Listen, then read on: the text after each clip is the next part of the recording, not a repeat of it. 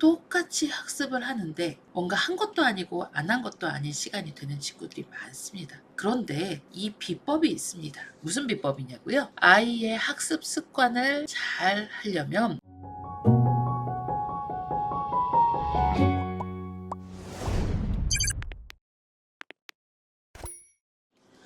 안녕하세요. 퍼플 아카데미 원장입니다. 여러분, 우리 아이하고 옆집 아이가 같은 기수에 시작을 했고 그리고 같은 과정을 공부를 하고 있는데 아웃풋은 다르죠. 저 아이가 훨씬 잘하는 것 같죠? 저 아이가 조금 더 영특한가? 우리 아이는 조금 더 많은 시간을 해봐도 이상하게 옆집 아이가 더 잘 오릅니다. 유독 성적이 잘 오르는 아이가 있고 리딩도 잘하는 아이가 있는 반면 유독 우리 아이는 점점 처지는 것 같고 안 하는 것 같습니다. 이유가 어디에 있을까요? 우리 아이가 저 옆집 아이보다 뭐 지능적으로나 인지적으로 부족한가? 이런 생각을 하십니까? 절대로 그건 아닙니다.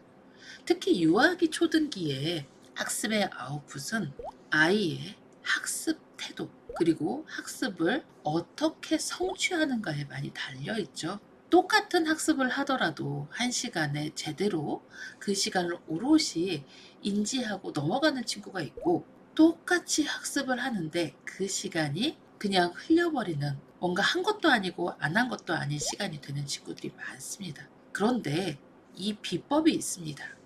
무슨 비법이냐고요?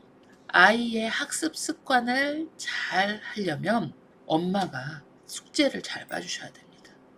숙제를 나도 봐줘요. 원장님, 나도 숙제 잘 봐주고 진도 체크도 하고 아이한테 숙제하라고 잔소리 얼마나 많이 하는데요. 이렇게 말씀하십니다.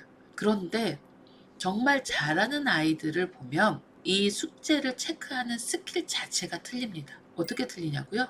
똑같이 오늘은 그래머 17에서 20페이지, 파닉스 똑같이 20에서 25페이지, 그리고 기초 리더스 리딩 2번 이렇게 한다고 할 때 보통요 어머니들이 어떻게 하시냐면 아이한테 빨리 해 이렇게 말씀하십니다.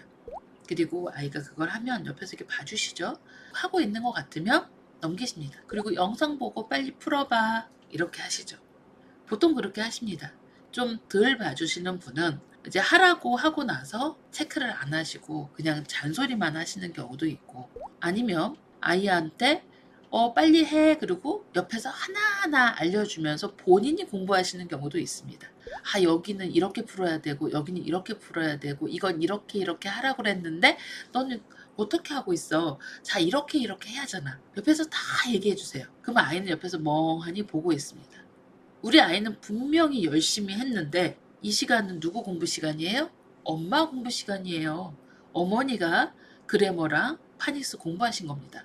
그럼 아이가 스스로 해볼 시간도 줘야 되고 그리고 제대로 공부하는 친구들은 어머니께서 이 숙제를 체크할 때 정확히 핵심만 볼 수 있어야 됩니다. 우리 아이가 정말 진심으로 공부하고 이 숙제를 했는가. 그래서 17에서 20페이지 그래머를 했다고 하면 17에서 20페이지를 하고 채점을 하고 채점한 결과를 체크하셔야 되죠. 이거 왜 틀렸는지 그리고 우리 아이가 몰라서 틀렸는지 아니면 대충 해서 틀렸는지 하기 싫어서 대충 쓰다가 틀렸어요. 그럼 엄마 물어보면 엄마 나 이거 몰라. 그래서 틀렸어. 그럼 그냥 넘어가세요. 이게 간헐적으로 숙제 체크하시는 분 특징입니다. 그런데 숙제를 제대로 체크하시면 엄마 나 몰라. 그러면 분명히 전에 나왔던 것도 알고 전전에 나오는 것도 알 수 있습니다. 모든 학습은 나선형이기 때문에 반복적으로 그 문제 유형이 나올 수밖에 없습니다. 지난번에 이런 문제를 풀었는데 이거 틀렸었잖아. 그런데 그때 엄마가 다시 복습하고 하라고 했는데 그때 복습 제대로 안 한 거죠.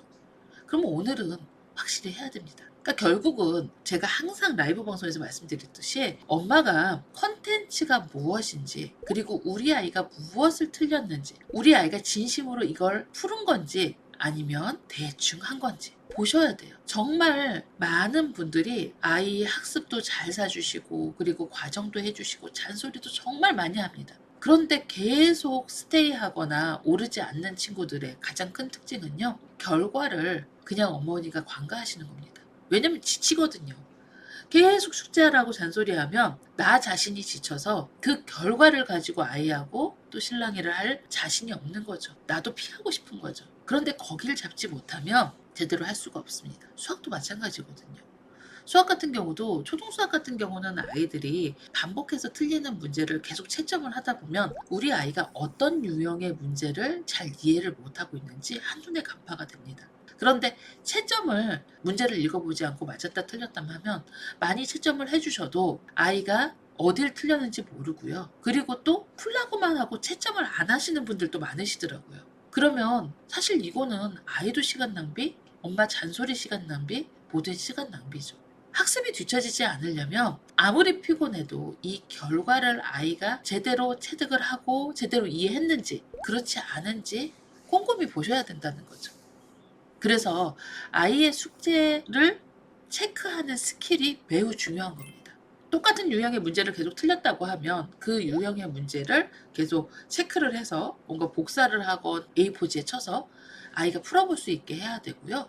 단어도 뭐 아이가 끝에 뭐 이제 매직 E 이런 부분들이 부족하다 아니면 뭐 장모음 E가 부족하다 이렇다고 하면 그런 류의 단어만 있는 것을 그림만 복사를 해서 아니면 포스트잇으로 붙이고 거기를 꺼내서 아이하고 읽어보고 저희 또 솔루션이 나오잖아요. 그 솔루션 부분에서 아이가 부족한 부분을 다시 보시고 그 부분을 복습을 해주면 반드시 채워집니다. 저희가 솔루션이 나오는 이유가 이거거든요. 솔루션으로 아이가 틀리는 유형은 항상 반복적으로 똑같은 유형이 틀립니다. 그 반복적으로 똑같은 유형을 채우지 않으면 실력이 채워지지 않는 거고 아이는 항상 구멍이 이씨 가기 때문에 그 부분에 대해서 자신이 없고 그리고 성적이 오르거나 리딩을 원활하게 하는데 방해 요소가 됩니다. 숙제를 제대로 체크하시는 분들은 이렇게 아이가 못하는 부분에 대해서 정확히 인지를 하시고 거기를 반드시 고쳐주는데 대부분의 숙제를 제대로 체크하지 않으시는 분들은 여기를 하지 못하는 거죠. 잔소리는 정말 많이 하세요. 그리고 걱정도 많이 하세요. 괴로워도 많이 하세요. 근데 정말 중요한 건 안 하시는 겁니다. 제대로 숙제 체크를 해야 우리 아이가 오를 수 있습니다. 리딩을 했어요. 항상 60점을 맞는 친구가 있습니다.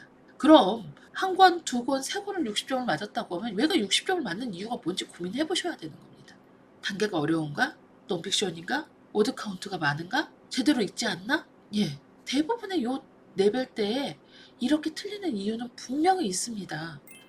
그럼 그걸 체크해서 60점을 맞는 게 습관이 되지 않도록 만들어 놓으셔야 되는데 오랫동안 피하고 싶어서 그냥 많이 틀리는 게 습관이 되어버리고 그냥 틀려도 되는 게 돼버리고 제대로 읽지 않는 게 습관이 되어버려서 1년이 정체되는 경우가 많습니다. 여러분 보세요.